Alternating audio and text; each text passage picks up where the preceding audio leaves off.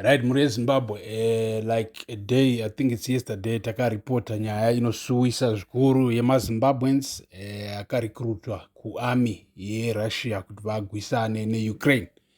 Zvinova chinhu chokuti maitikiro zviri kuitika senge panouya in agenda achikuudza zvebasa riri kuRussia achichichichi havanyatsokuudza direct, and then from there vokutora vokuendesa ende wotozoona kuti tojoiniswa army, and hanzi ikokoko ndimoiswa front lines of the war. And it so according to information yatinayo pane 81 maZimbabweans akabatwa ari kokoko, and then 66 vari kunzi vachiri vapenyu and 15 vari kunzi vakafa. So takataura isusu news dzatakataura nezuro kubva kuna Zenzele Ndebele. So nas tine update according to the News Hawks. It's a news article that they've put on their X handle. So let's get into that news article mure Zimbabwe tinzwisise kuti chii chiri kuitika nemaZimbabweans. Pamwe panodaro pane hama dzedu, pamwe panodaro pane shamwari kana vamwe vekuziva, and it is very important information. So and Zimbabwe's response has been notably swift. Authorities have opened diplomatic channels with Moscow to secure the release of the remaining citizens and the repatriation of the dead. At home, enforcement measures are tightening. Employment agencies face stricter scrutiny, while public awareness campaigns warn against unverified job offers abroad. So zviri kunzi pane macampaigns ari kuitwa kudzidzisa vanhu kuti hey, musangotora maoffers emabasa ari kunze kwenyika hamusina kunyatsokunzwisa, hamusina ruzivo rwakakwana nezvago, pasina verified information kuti basa iroro ndiro chairo here kana kuti wakutonopinzwa muarmy wangu. Ukwanisa kupiwa, maybe you are actually qualified, utori doctor kana kuti uri chii, and then you get offered that kind of job, and then you go kuotowana kuti wakutopfekedzwa Russian military gear.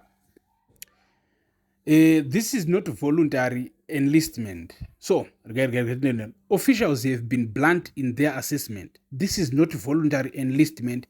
It is human trafficking dressed in the language of opportunity. So, this offense yokuendesa vanhu ngo inotova human trafficking. Achakutorupa vanhu ma-opportunities. Yet the roots of the issue run deeper than criminal syndicates alone. Historical ties between African nations and Russia, forged during anti-colonial struggles, have created a level of diplomatic familiarity that can be exploited. What was once solidarity has, in this context, evolved into something more transactional and at times predatory.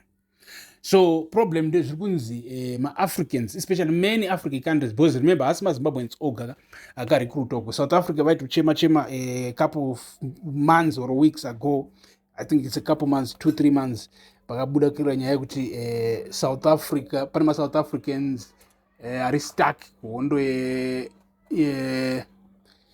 ye-Ukraine ne-Russia, and so it's a lot of other African countries, but problem runzi ripo ndeyekuti Africa payakagwa hondo dzayo dzerusununguko, nyika dzakafanana neRussia neChina aiva ma-best friends. They were helping, they were training our military, they were giving us zvombo, and so that diplomatic relationship is strong, especially in African minds. So when they hear an opportunity in Russia, they think it's legit, and so but this iko zvino izvi because chero Russia haina kuwisa ma-Russian soldiers kuti atigwire hondo dzedu. All they did was train us and equip us. Nana AK-47. Takanzwa kuti AK-47 was a Russian gun yakazadzwa muAfrica. And so hande kumberi. And networks linked to private military actors, including those once associated with the Wagner Group, are believed to have laid much of the groundwork. Today, the lines between state and non-state recruitment appear increasingly blurred. Zvirova kuti ma-private military groups ne-real Russian army ma-recruitwa vari kuita, because kana vachikurecruitai, it's like vanokurecruitai with a private military group, but then the intention might be coming straight from what? From the Putin straight, the real military, the real Russian military. And muriona nyacho. So For families in Harare, Bulawayo, Durban, and beyond, the geopolitical analysis offers little comfort. Their loss is immediate and personal. Sons who left in search of work now return in coffins, or not at all.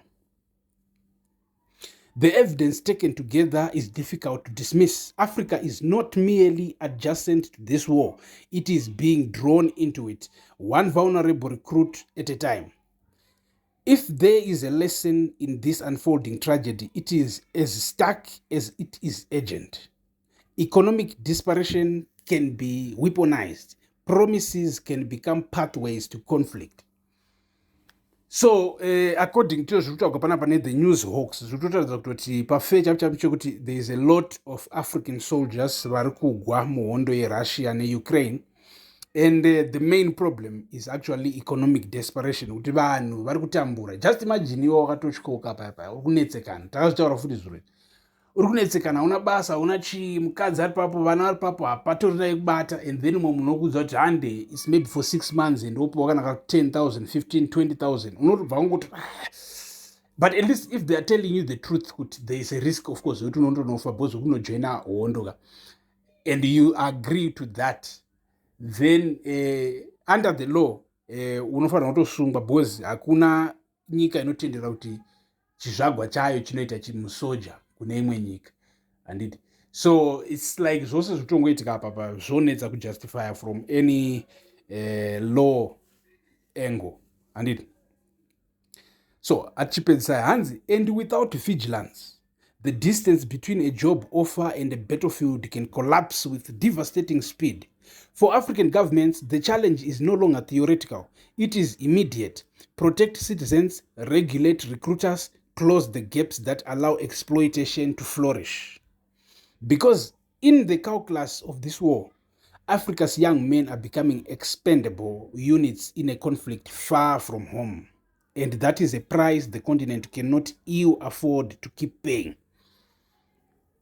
So maybe murezi babu uno vamwe vandoziva vakaendawo kuhondoika kuti vakadididi, please tipe information mu comment section, or uri kuziva vari kurecruita, please give us more information. Tinzwisisewo kuti norecruitwa sei, because sometimes unokwanisa kutorecruita wakarivara kayoshira kuti haya ndezvimwe zvinhu zviri kuitika, or maybe uri kutongo it's like a holiday, or wawina holiday ukari kwawabudikira ukoko ufunga kuti pane coming back ticket zvapana, handiti. So zvakadaro zvochida kuti tizviavoid, and kuzviavoida tofanira kudzidzisana, tofanira kunge tine information, and that's why it's important for you to like this video, to share this video nehama dzako kana mafriends ako kuti vagare vari aware, because you just never know. Unotozonzwa kuti mwana wakwamainini vakoka akatorecruitwa, but iwe wanga une information but hauna kumupa that information, handiti. Information that you have to share even in your family groups, to share in your friends WhatsApp groups, because it's very very important. Vanhu vari kujoiniswa army, boys and girls, nokaruka watova kana kuti hondo frontline chikando kuUkraine mabhomba achiputika mhepo ita selightning. Mamaona ainzi kwanzi meno kamaka system kakaproducwa nana Putin ndirini pane time, but kuti wangu mudenga meso memuchilaita pamusoro peguta rese, city rese richilaita mumusoro, huona kuti hondo ka kaona yasvika kunzvimbo kwako ka shuwa zvinovhundusa zvakadaro. It's trauma, unopedza upenyu hwako hwose une mastress. So that's why muchiona even kune vafana vakazotsvagwa maborn free kubva kuna 1980, 1990s, ma2000, ma2k, but manje ukazoona team riya rakazvagwa before that, maybe vari ma1950, ma1960, vakaona hondo, vanotori neimwe level yereality yavanayaka iri different. Otherwise they know, ndo vanhu vanoziva how important peace is. Ndo vanhu vanokudza kuti wangu peace, pay for it at any cost, just maintain peace, because once this thing turns ugly and becomes war, mafanis in war kwekusina hakuna mtemo muri Zimbabwe, hakuna mtemo. Hauzivi kuti chawatenga ichi unogona muka mangwana unacho here kana kuti chakadhorwa pasi by force and direct force.